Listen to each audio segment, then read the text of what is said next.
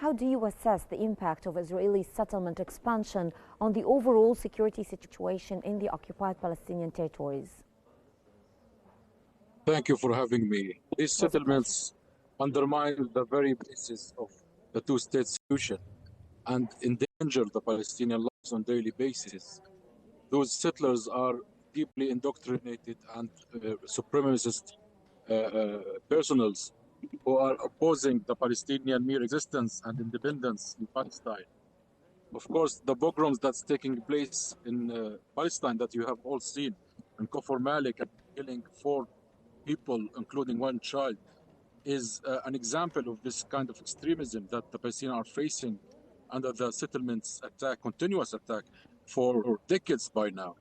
Of course, settlements are illegal under international law. They are colonial settlements that aim to divide the Palestinian territories in the West Bank and cause division between the Palestinian communities to weaken the future Palestinian state. It is deeply endangering the peace and deeply endangering Palestinian lives on a daily basis. Sir, we have listened to the speech by Palestine's representative to the UN Security Council session today. He talked about how Israel is seizing billions of dollars from the Palestinian funds. What are the potential consequences of Israel's political and financial blockade on the Palestinian government for governance and stability in the region? We are already seeing the consequences as we speak. For the past 3 years, the Palestinian government are unable to pay salaries for its employees. We are getting about between 35% and 70% of our salaries. That is, of course, is crippling the economy, is crippling our growth, economical growth, and it's crippling our daily life. This is causing huge issues in the health sector and in the educational system. Of course, that is in their mission to undermine, as yet again, the Palestinian Authority, which represents the legitimate authority and the legal authority under the international law, in their effort to remove any Palestinian regime in the region and to undermine the Palestinian Authority that represents the Palestinian people in the international community. This has major issues, and Israel continues to steal our money, and even now discussing to expand that siege of our money and tax money even further.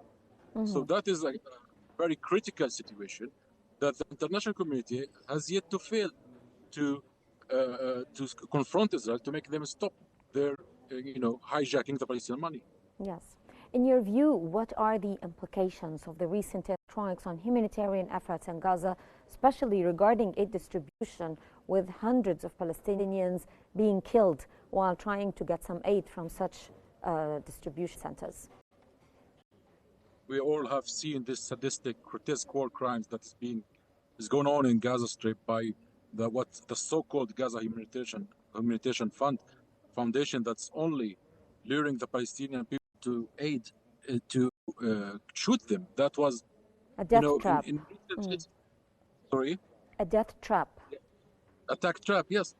No crime in history that could even come near to this crime. It is very sadistic. It's very despicable to bring the Palestinian hungry population of Palestine and then open fire at them. And as we have seen in Haaretz, reported by Israeli soldiers themselves, that they have been given order to open fire on the Palestinian people.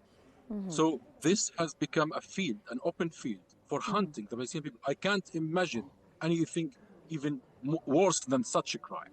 Gaza Humanitarian Foundation is a sadistic, fascist entity that must be stopped, and it's a shame for the United States of America and Israel continue in doing this crime. 500 Palestinians have been killed until now by a foundation that is supposed to be to feed the hungry. Where is that from?